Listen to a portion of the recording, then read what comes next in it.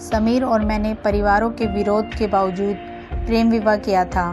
एक दूसरे को पाकर हम बेहद खुश थे। समीर बैंक मैनेजर थे, बेहद हंसमुख व मिलनसार स्वभाव के थे। मेरे हर काम में दिलचस्पी तो लेते ही थे, हर संभव मदद भी करते थे। यहाँ तक कि मेरे कॉलेज संबंधी कामों में भी पूरी मदद करते थे।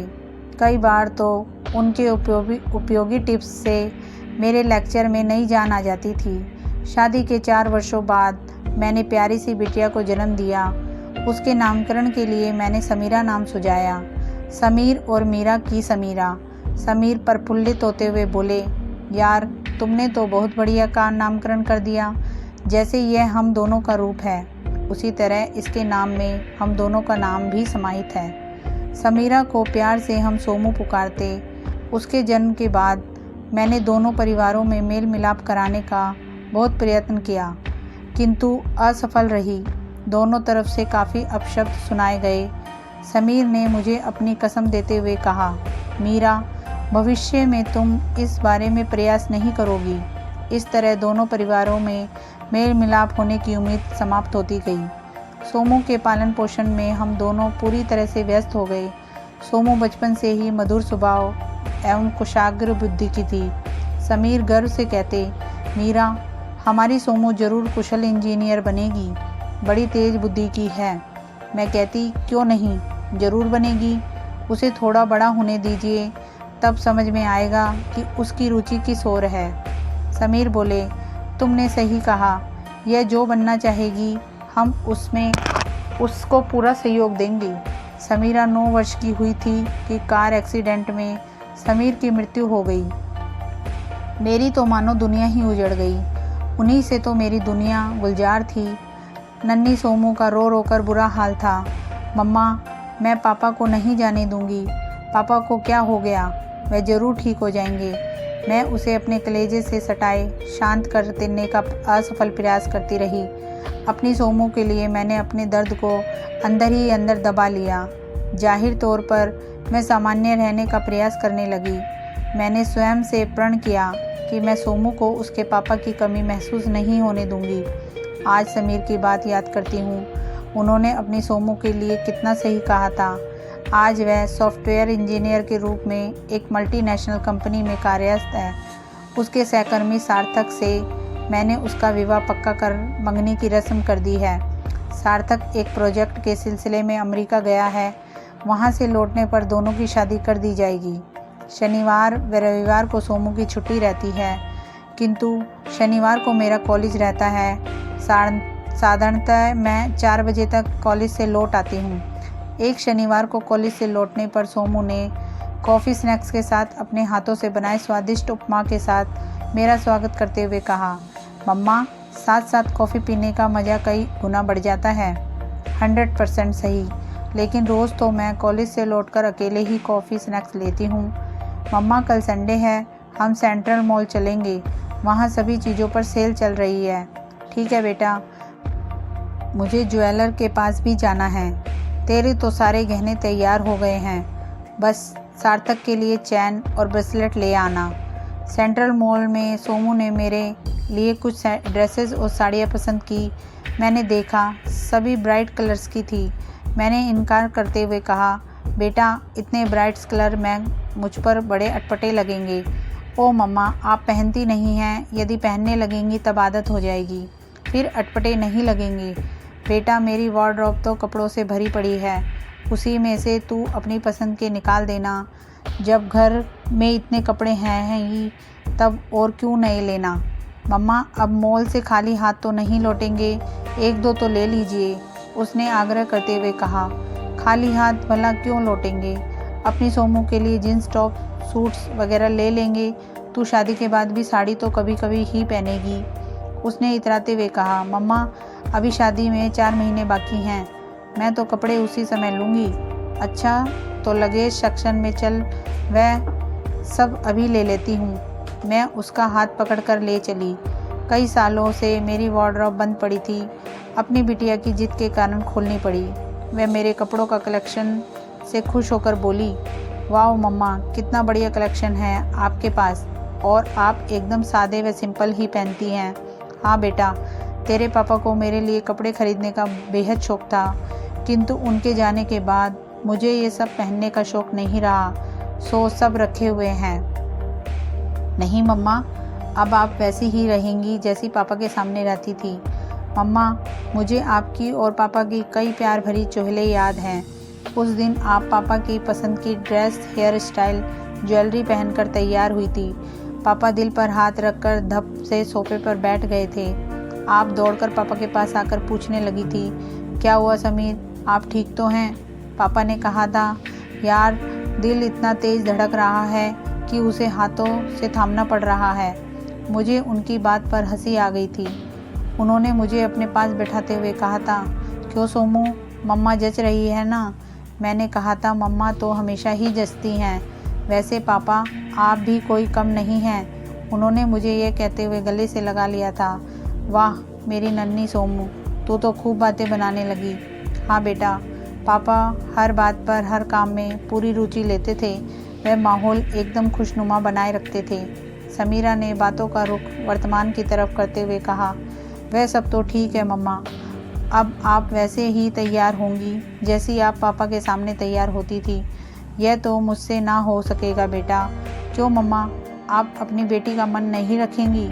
ओह बेटा, ये बात है, तब मैं पूरी कोशिश करूँगी। मुझे समीरा के आज के व्यवहार से अत्यधिक आश्चर्य हुआ। समीर के जाने के बाद मैंने खुद ही सादगी से रहना पसंद किया था। समीर को मेरे साज श्रृंगार का विशेष शौक था। उन्हें दिखाने रिझाने की इच्छा से मैं सस्ती संवरती थी। अब वह ही नहीं रहे, इच्छा खुद ही विलुप्त हो गई। इसके अलावा समाज का भी ख्याल करना पड़ता है। एक विधवा का निरीक्षण परीक्षण समाज कुछ ज़्यादा ही पैनी नज़र से करता है। ऑफिस से लौटकर कॉफ़ी पीते हुए सोमू ने कहा, मम्मा कल शाम कोनी ने हमें अपने घर पर बुलाया है। अरे वह बंगालन कोनी कितना मीठा बोलती है, एकदम रसगुल्ले की तरह। मम्मा आपकी वह ज़बरदस्त फ़ैन है। कहती है भले ही आंटी कॉलेज में लेक्चरर हैं, किंतु देखने में एकदम कॉलेज गर्ल सी लगती हैं। हम शाम को 6 बजे कोनी के घर पर पहुंच गए थे। उसके पापा भी थे। उनसे मेरी पहली मुलाकात थी। कोनी ने अपने पापा से आग्रह करते हुए कहा, पापा मुझे और समीरा को थोड़ा ऑफिस का काम है, प्लीज़ आप आंटी को वह घर व अपना टेरेस गार्डन दिखा दीजिए। घर दिखाते हुए कोनी के पापा ने कहा, मेरी बेटी आपकी बहुत बड़ी फ़ैन है।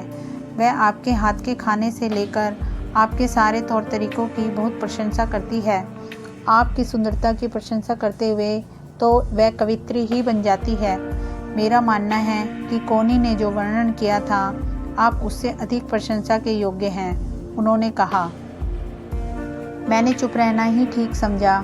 गार्डन और घर बहुत सुंदर है तथा तुमने सजाया भी बहुत सुंदर है। मैंने कोनी की प्रशंसा करते हुए कहा, आंटी इस तारीफ के हकदार तो पापा हैं, उन्हें भी आपकी तरह घर की साज सज्जा में बहुत दिलचस्पी है। कोनी ने कॉफ़ी, समोसे, रसगुल्ले, काफ़ी कुछ हमारे लिए तैयार कर रखा था। दोनों दोस्त ऑफिस के काम के बहाने अपनी अपनी प्लेट लेकर सरक ली। जब काफ़ी देर तक नहीं लौटी तो मुझे बेहद आश्चर्य हो रहा था कि ये दोनों लड़कियां हम दोनों को क्यों ज़्यादा से ज़्यादा एक साथ छोड़ने का प्रयास कर रही हैं। सारा माहौल ही मुझे कुछ अटपटा सा लग रहा था। मैंने समीरा को फ़ोन करके बुलाया। वह हंसते हुए बोली, मम्मा फ़ोन करके क्यों बुला लिया?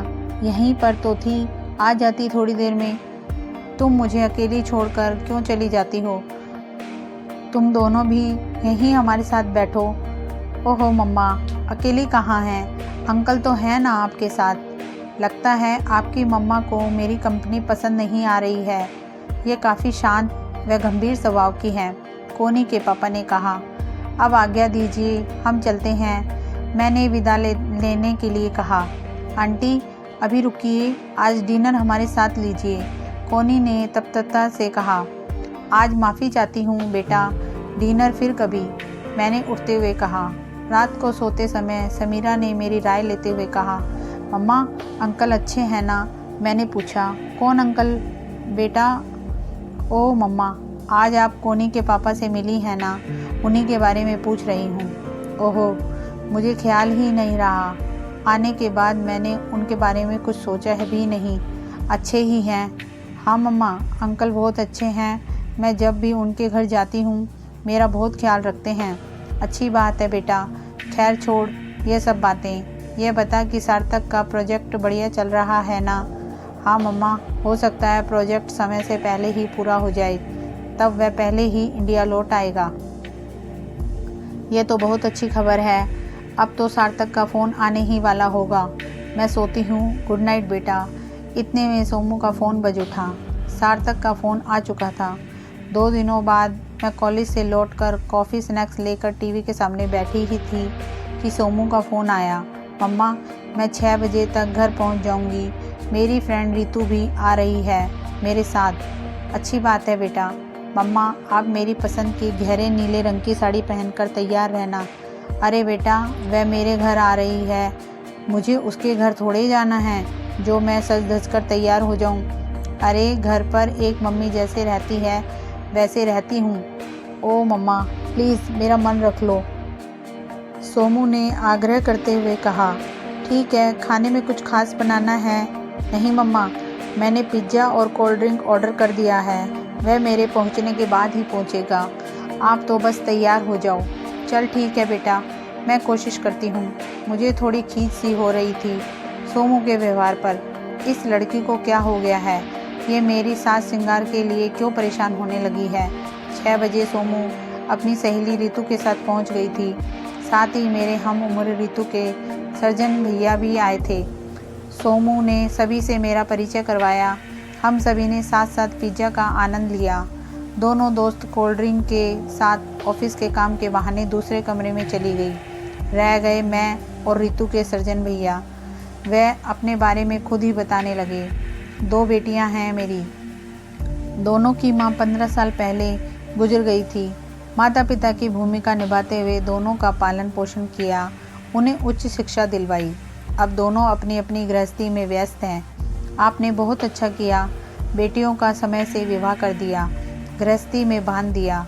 वह तो ठीक है, मैंने बेटियों के कारण दूसरा विवाह नहीं किया, किंतु अब अकेलापन बहुत खटकता है, घर काटने को दौड़ता है। मैंने सुझाव देते हुए कहा, आप स्वयं को व्यस्त रखिए, कभी कभी बेटियों से उनके घर जाकर मिल आया कीजिए। मन तो लगाना ही होता है, वरना वह तो उदास हो जाता है। मैं जरा दोनों सहेलियों को देख कर आती हूँ। सोमू के कमरे में दोनों सहेलियाँ गपशप में मस्त थी। मैंने रितु का हाथ पकड़कर कहा, तुम दोनों भी हमारे साथ ही बैठो। उनके जाने के बाद सोमू 2-4 इधर उधर की बातों के बाद बोली, मम्मा, रितु के भैया बहुत बड़े सर्जन हैं, उनका अपने क्षेत्र में बहुत नाम है। अच्छी बात है बेटा। मम्मा, वह दिल के भी बहुत अच्छे हैं, कई गरीबों का मुफ्त इलाज करते हैं। करना भी चाहिए, आखिर समाज के प्रति भी हमारे कुछ कर्तव्य हैं कि नहीं?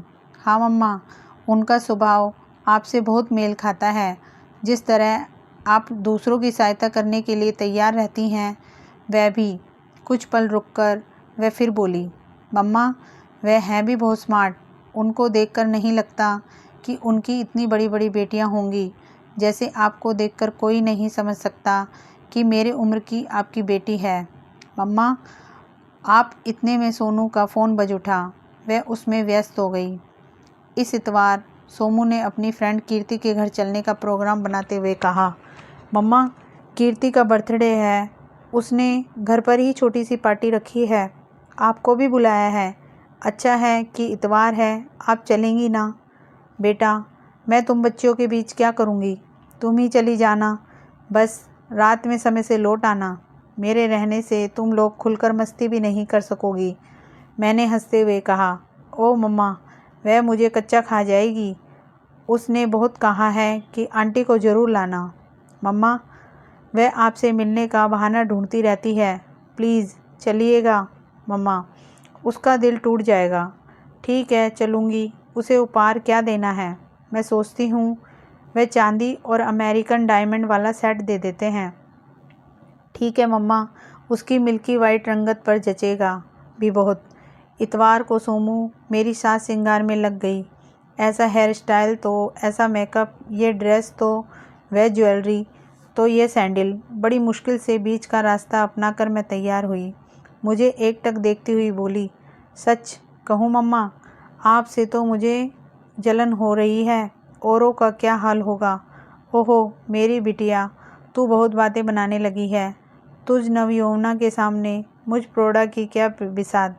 फिर तेरा मेरा रिश्ता तुलना करने या ईर्ष्या करने वाला है भी नहीं। सच कहती हूँ मम्मा, आपकी उम्र में मैं ना जाने कैसी लगूंगी। आपकी फिगर तो परफेक्ट है, ना 1 इंच ज़्यादा ना ही 1 इंच कम।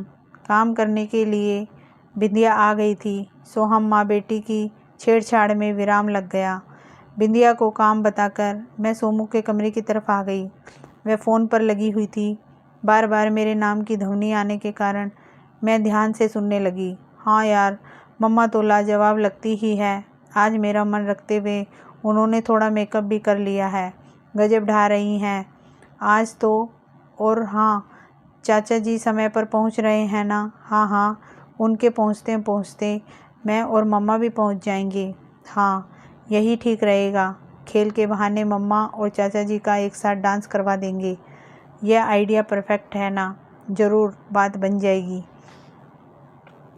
मैं बातें सुनकर अवाक थी। आखिर माजरा क्या है।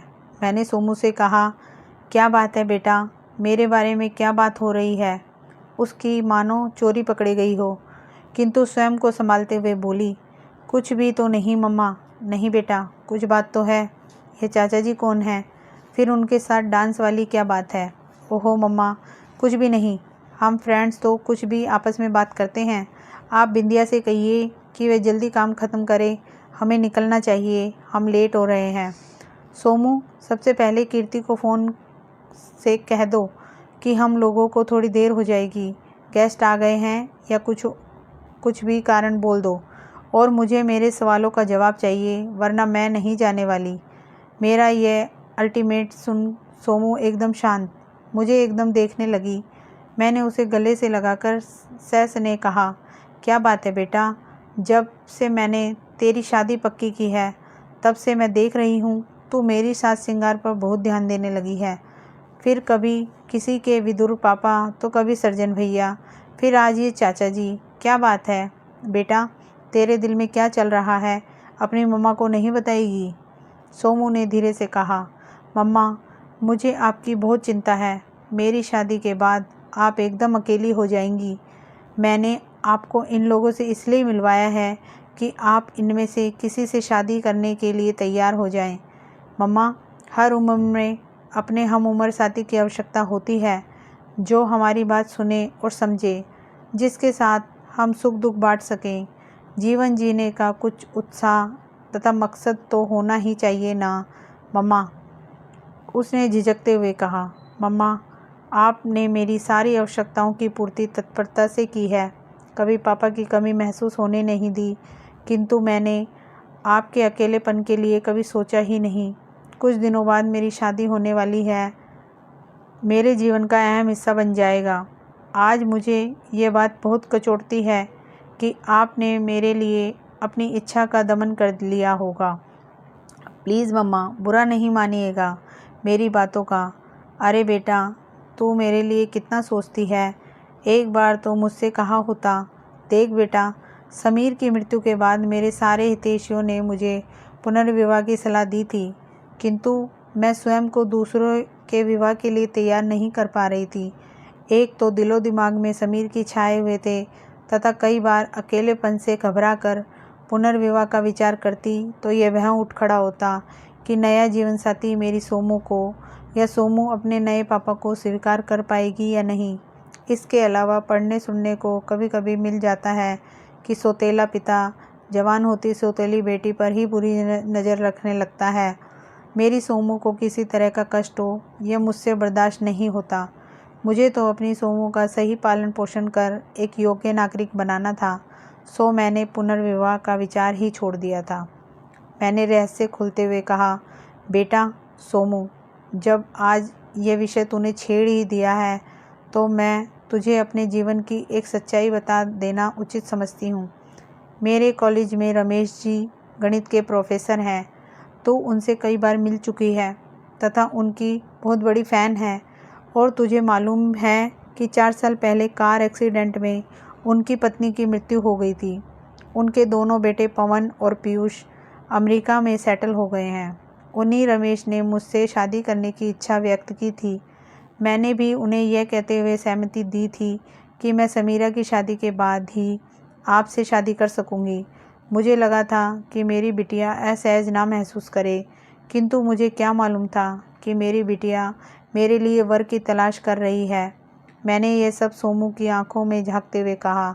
सोमू प्रसन्नचित मुद्रा में बैठी मुझे निहारने लगी।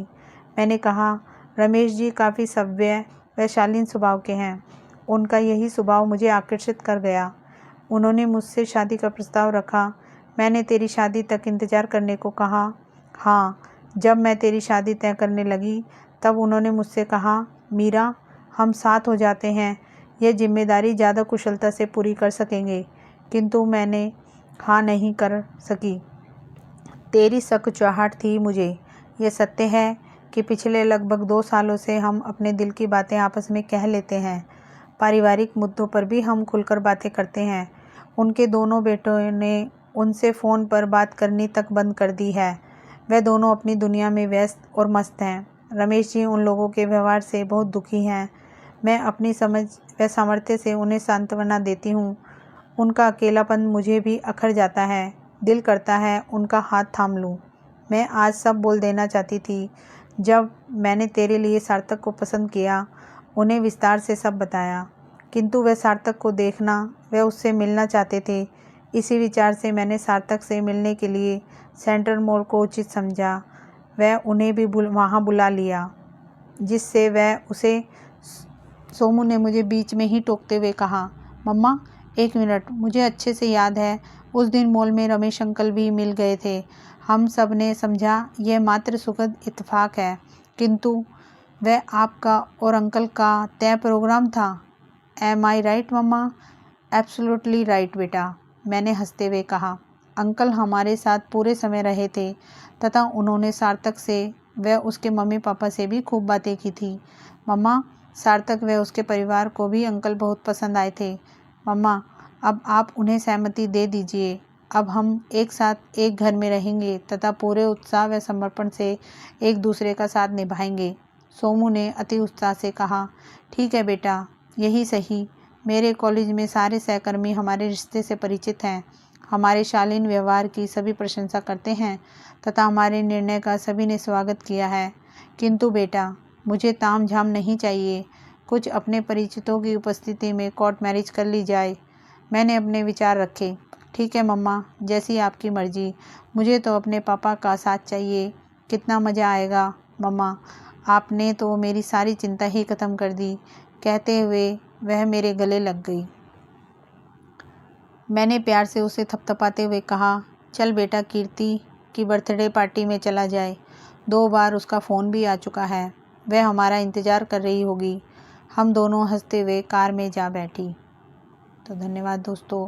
कहानी पसंद आई हो तो इसे लाइक कीजिए, शेयर कीजिए और मेरे चैनल को सब्सक्राइब कीजिए। Thank you.